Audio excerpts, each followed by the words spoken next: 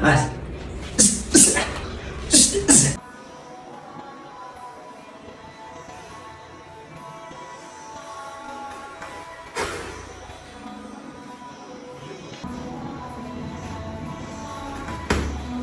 So doon sa sparring na yun, basic lang siya na technique, kumbaga basic lang siya. Gagawin mo doon, kumbaga application lang siya doon sa mga tinuro ng coach, di ba? So application lang siya, no? Hindi siya pang professional technique talaga, pero nagagamit siya mga basic technique. So ang ginagawa mo, sleep mo lang, sleep, yan. Sleep lang, yan, ganyan. Ang pinapractice natin.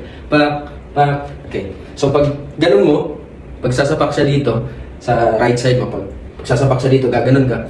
It's either dito mo siya tamaan, or dito mo, sa taas. So parang gano'n. Pwedeng gano'n. Parang pwedeng gano'n. Pwedeng gano'n. Pwedeng gano'n. Kaya doon sa video na yun, parang nagdadalawang isip ako eh.